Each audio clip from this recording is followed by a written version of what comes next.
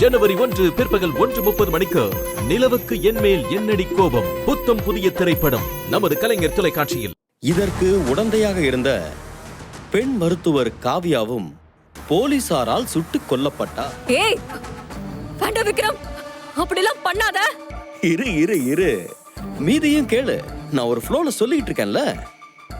நமது தேசத்திற்கு நேர இருந்த பேராபத்தில் இருந்து மக்களை காப்பாற்றியதால் போலீசாருக்கு மக்களிடையே குவியும் பாராட்டுக்கள்.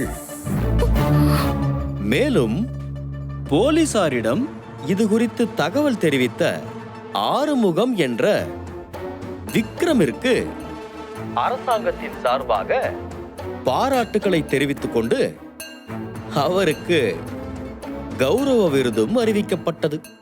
விக்ரம் வேண்டான்னு சொல்றல, உனக்கு ஏன் மேல தானே கோவம்? சின்ன தானே பழி வாங்கணும்னு நினைக்கிற, அப்ப நேரடியா வந்து ஏன் கிட்ட மோது. என் தங்கச்சியோட வாழ்க்கையோட விளையாடாத. எப்படி உன்கிட்ட நேரடியா மோதணுமா? அப்படி பண்ணிருந்தனா நான் என்னைக்கோ உன்னை அவ்வளோ ஈஸியா எல்லாம் உன்னை நான் நிம்மதியா இருக்க விட மாட்டேன் ருத்ரா.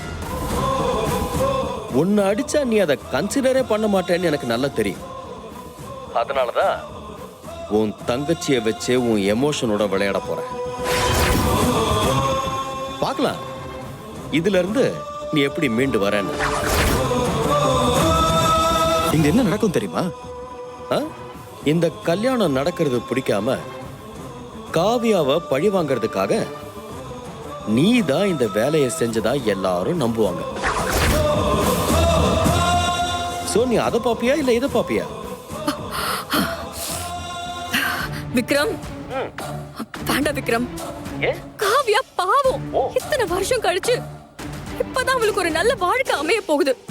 அது கெடுத்துறாத விக்ரம், உன்னை நான் கெஞ்சி கேட்டுக்கிறேன். தங்கச்சி பாசம் இல்ல. ஆக்சுவலி இது எல்லாமே காவியாவை பேஸ் பண்ணி நடக்கிறது எனக்கும் பாவமா தான் இருக்கு. ஆனா என்ன பண்றது, அவ உன் தங்கச்சியா போயிட்டால. சாரி ருத்ரா, என்னால எதுவும் பண்ண முடியாது. மேக்ஸ் மேக்ஸ் இன்னும் ஒரு அரை மணி நேரத்துல நான் சொன்னது எல்லாம் நடக்கும். ஜனவரி 11 பிற்பகல் 1:30 மணிக்கு இட்லி கடை சூப்பர் ஹிட் திரைப்படம்.